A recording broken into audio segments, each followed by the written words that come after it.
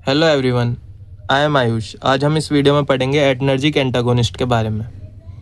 एडर्जिक antagonist और सिंपैथोलाइटिक्स, मतलब कि एडर्जिक एंटागोनिस्ट को हम सिंपैथोलाइटिक्स भी कहते हैं।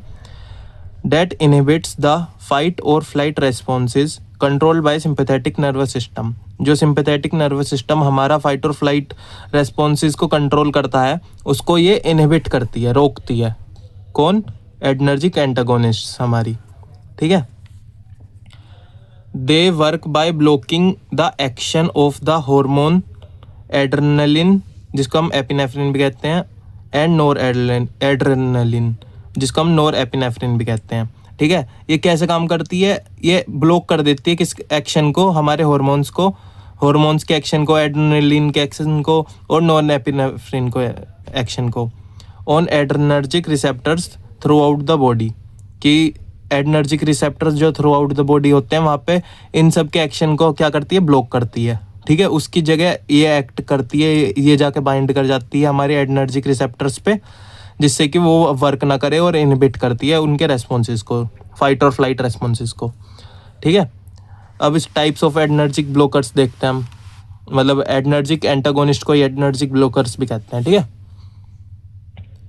पहला हम पढ़ेंगे इसमें अल्फा ब्लॉकर्स। इसका क्या मैकेनिज्म है, कैसे कैसे करती है ये वर्क। ठीक है। These drugs bind to and block alpha 1 और अल्फा 2 एडर्जिक रिसेप्टर्स।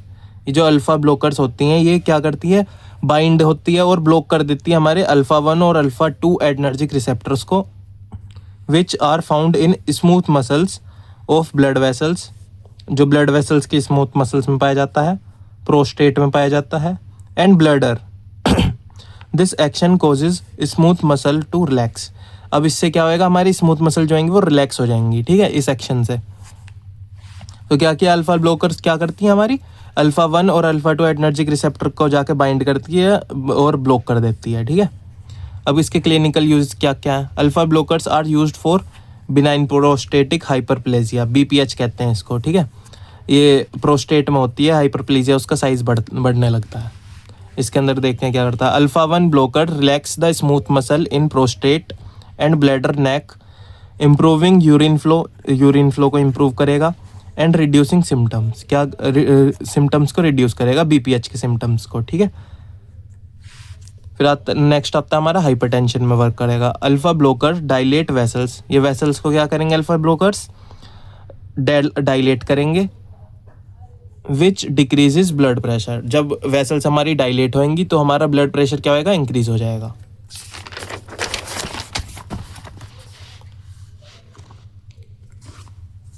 नेक्स्ट आता हमारा फियोक्रोमोसाइटोमा में हम इसका क्लिनिकल यूज करते हैं। ठीक है। This is a tumour that produces excessive stress hormone. ये क्या है? एक तरीके के ट्यूमर होता है जिससे कि हमारा एक्सेसिव स्ट्रेस हार्मोन क्या होता है? प्रोड्यूस होता है, बहुत ज़्यादा प्रोड्यूस होता है हमारा stress hormone. Alpha blocker can control, alpha blockers क्या करेंगे? कंट्रोल करेंगे, रिजल्टिंग हाई ब्लड प्रेशर, और ब्लड प्रेशर हाई हो जाएगा हमारा।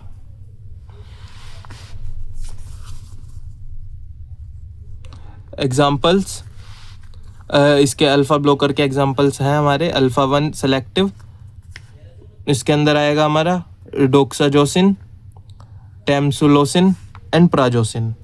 ठीक है। ये अल्फा 1 सेलेक्टिव का मतलब है खाली ये अल्फा 1 रिसेप्टर्स को ही करेगा। नॉन सेलेक्टिव अल्फा में क्या आएगा? ये बहुत सारे उनको कर सकता है, कि जैसे अल्फा 1 को भी करेगा, अल्फा 2 को भी करेगा। ठीक है। इसमें पहला आएगा फिनोक्सीबेंजामाइन एंड फेंटोलामाइन। ठीक है। दो हमारे ड्रग आएंगे, फिनोक्सीबेंजामाइन एंड फेंटोलामाइन। ये नॉन सेलेक्टिव अल्फा होते हैं, अल्फा ब्लॉकर्स होते हैं। इसके साइड इफ़ेक्ट्स भी होते हैं कुछ। साइड इफ़ेक्ट्स क्या क्या होता है हमारे? जैसे dizziness, weakness, orthostatic hypertension. Orthostatic hypertension क्या होता है? A sudden drop in blood pressure when standing, which is often most pronounced after the first dose. ठीक है। मतलब कि जो ऑर्थोस्टैटिक हाइपोटेंशन क्या हो सकता है? कैसे? कि जैसे कि हम एकदम बैठे हैं, एकदम खड़े हुए, तो एकदम हमारा सडन ड्रॉप हो जाएगा ब्लड प्रेशर के अंदर, a sudden drop in blood pressure. ठीक है। हो जाता है ना एकदम कि ब्लड प्रेशर एकदम से लो हो जाता है, तो उसको कहते हैं ऑर्थोस्टैटिक हाइपोटेंशन। अब नेक्स्ट हम पढ़ेंगे बीटा ब्लोकर्स के बारे में, ठीक है। Beta blockers compete with epinephrine and norepinephrine to bind beta receptors। ये बीटा रिसेप्टर्स पे बाइंड होने के लिए किससे compete करेगी हमारी, एपिनेफ्रिन और नॉन एपिनेफ्रिन से करेगी कंप्लीट। क्यों?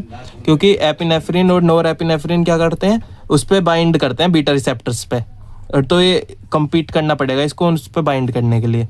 दिस प्रिवेंट्स द फाइट और flight response resulting in a slower heart rate. ये क्या करेगा, प्रिवेंट करेगा फाइट और फ्लाइट रेस्पॉन्स को, जिससे कि हमारा हार्ट रेट स्लो हो जाएगा, less forceful contraction and lower blood pressure. जिससे कि हमारा हार्ट रेट स्लो होएगा तो फुल कॉन्ट्रैक्शन हमारे कम होएंगे और ब्लड प्रेशर हमारा लो हो जाएगा।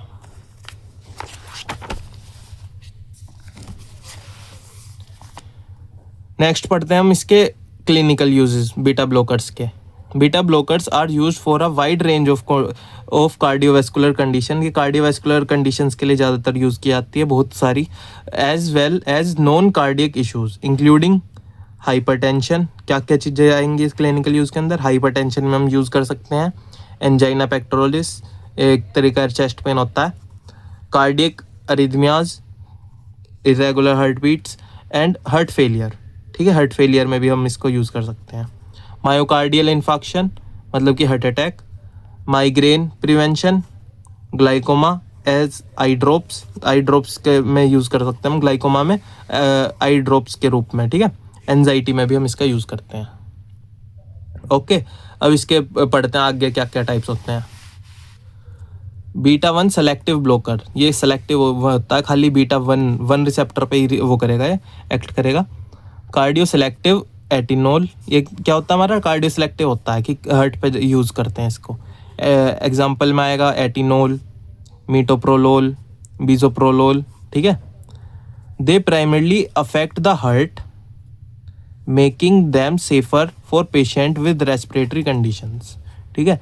ये ना हार्ट पे अफेक्ट करेगा ज़्यादा, सारे एक्शंस क्या करेगा हमारे हार्ट के ऊपर करेगा ज़्यादातर, और जो ये होता है ना वो सेफ होता है किन पेशेंट्स के लिए, जो रेस्पिरेटरी कंडीशंस से वो कर रहे हैं, सफ़र कर रहे हैं, ठीक है।